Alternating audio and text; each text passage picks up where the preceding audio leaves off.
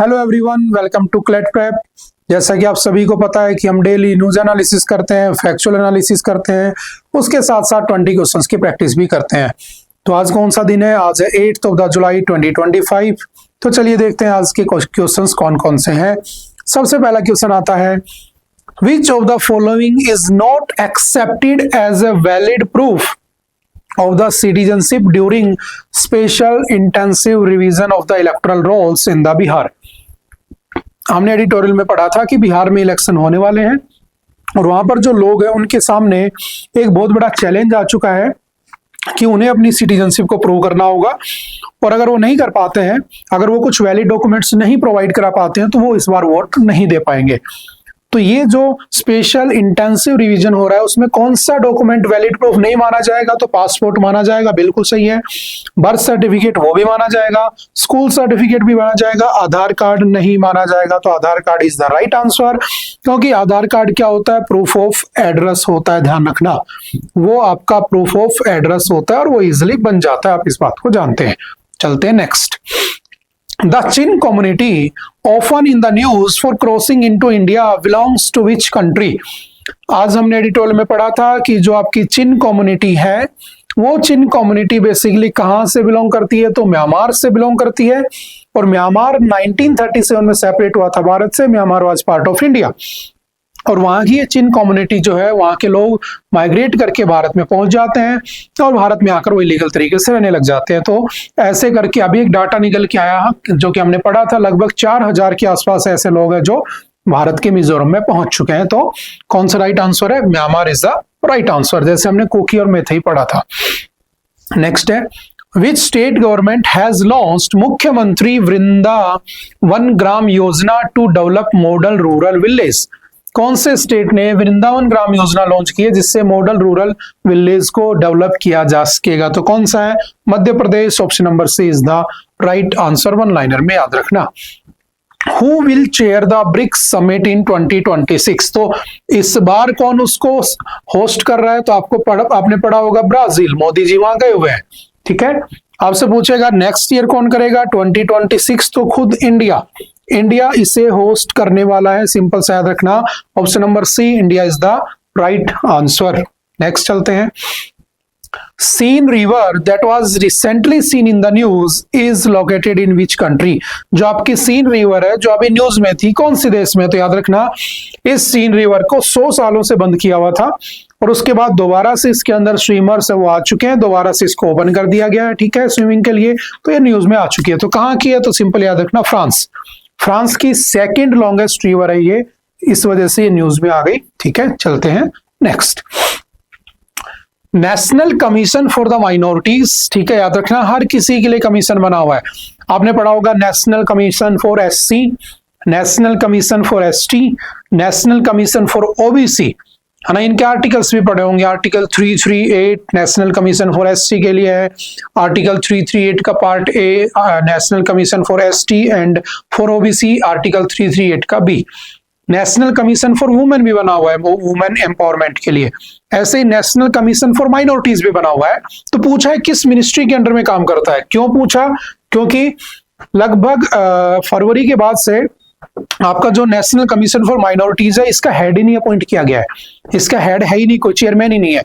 तो ये अभी न्यूज में आ गया कि भाई हेड क्यों नहीं अभी तक अपॉइंट किया गया। तो कौन से मिनिस्ट्री के अंडर काम करता है?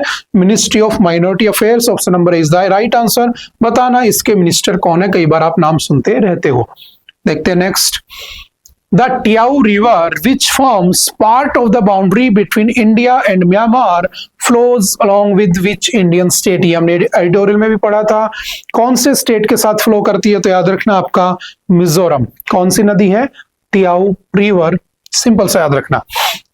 When was the free movement regime FMR along with the India-Myanmar border officially introduced? पहली बार इंडिया म्यांमार बॉर्डर के साथ फ्री मूवमेंट रिजाइम को ऑपरेट किया गया था 2018 में। इसमें विद इन 16 किलोमीटर एक दूसरे देश में जाया जा सकता था। ठीक है, उसके बाद में सस्पेंड कर दिया गया था क्योंकि इलीगल भारत में एंट्री होने लग जाती है। रोहिंग्या मुस्लिम्स जैसे चिन कम्युनिटीज, ये लोग भारत में आ रहे थे। नेक्स्ट है, What does the maternal mortality rate measure? हमने पढ़ा था मैटरनल मोर्टेलिटी रेट होता है कि 1 लाख महिलाओं ने अगर बच्चों को जन्म दिया, 1 लाख डिलीवरी हुई, उसमें से कितनी महिलाएं ऐसी थी, कितनी माताएं ऐसी थी, मदर्स ऐसी थी जिनकी डेथ हो गई, उसे कहा जाता है मैटरनल मोर्टेलिटी रेट। तो ऑप्शन नंबर कौन सा राइट हो जाएगा? Option number C is the right answer. Number of the maternal deaths पर 1 lakh live birth. Option number C is the right answer. Which Indian state reported the lowest maternal mortality rate in the recent 2025 data? तो कौन है आपका? केरला। केरला में सबसे कम है, under 20 है maternal mortality rate. Bharat में कितना है? तो वो है 93। 1 लाख महिलाएं अगर बच्चों को जन्म देती हैं तो उसमें 93 महिलाओं की एवरेज क्या हो जाती है? डेथ हो जाती है, ऐसा रिपोर्ट का कहना है। Which of the following is a landlocked state in India? तो याद रखना, there are 5 landlocked states in India. क्या उड़ीसा है? नहीं है। गुजरात नहीं है। Madhya Pradesh right answer. केरला भी नहीं है। तो option number C is the right answer. यानी कि जो ना किसी ओशन या किसी सी से बाउंड्री लगाते हैं, ना किसी दूसरे अदर कंट्री के साथ अपने बॉर्डर को शेयर करते हैं, हम उसे लैंडलॉक्ड स्टेट कहते हैं। ठीक है, चलते हैं next. Under which article of the Indian constitution is the promotion of the cottage industries and MSMEs mentioned as a directive principle of the state policy? कौन से आर्टिकल में जो आपका स्टेट है वो इंडस्ट्रीज को प्रमोट करेगा? एमएसएमईज वाला हमने आर्टिकल पढ़ा था। कौन सा आर्टिकल है? तो याद रखना आर्टिकल 43। उसमें लिखा है state will make provision to provide living wages to every citizen. और लिविंग वेज में क्या आता है? इंडस्ट्रीज का होना, ताकि उसे खाने लायक पैसा मिले, उसके पास एम्प्लॉयमेंट क्रिएट हो। उसी के अंदर आता है आर्टिकल 43 का बी, जिसमें कोऑपरेटिव सोसाइटीज को प्रमोट करने की बात की जाती है, जैसे अमूल, वो भी एक कोऑपरेटिव सोसाइटी का पार्ट है। चलते हैं next. In which year was the प्रधानमंत्री मुद्रा योजना लॉन्च? तो प्रधानमंत्री मुद्रा योजना लॉन्च की जाती है 2015 में। ठीक है, और इसके अंदर क्या होता है? लोगों को लोन दिया जाता है। इसमें 3 पॉलिसी बनी होती है, शिशु, किशोर और तरुण के नाम से, जिसमें अलग अलग रेंज में लोन दे दिया जाता है। ठीक है, चलते हैं next. Under the PM Mudra Yojana, which of the following is not one of the 3 categories of the loans provided? कौन सी एक कैटेगरी है जो उसमें नहीं आती है? देखो, शिशु आता है। शिशु में आपको अप टू 50,000 50,000 रुपए लोन पे मिल जाते हैं। ठीक है, उसके बाद किशोर में आपको 50,000 से 5 लाख रुपए तक लोन पे मिल जाते हैं। और जो तरुण है, उस तरुण के अंडर में आपको 5 लाख से और 10 लाख रुपए तक लोन मिल जाता है। और अभी इस साल सरकार ने एक नया इसमें प्रोविजन कर दिया, तरुण प्लस, T+, जिसमें आप लगभग 10 लाख से 20 लाख रुपए तक क्या ले सकते हो? लोन ले सकते हो। उसमें युवा कहीं नहीं है, तो option number C is the right answer. चलते हैं नेक्स्ट।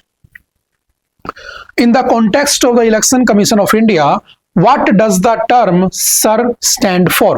तो SIR मतलब क्या होता है? SIR।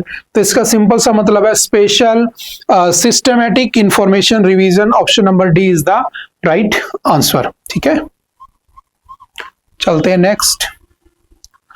What is the main objective of the systematic information revision by the Election Commission of India? तो क्या मतलब होता है इसका? इसका मतलब होता है update electoral rolls within the accurate voter details. ठीक है, ऑप्शन नंबर कौन सा सही हो जाएगा? C is the right answer. ठीक है, उसमें अपडेट करना वोटर की डिटेल्स में। Next, universal adult franchisee is in India grants voting rights to which category of the citizens? किसे?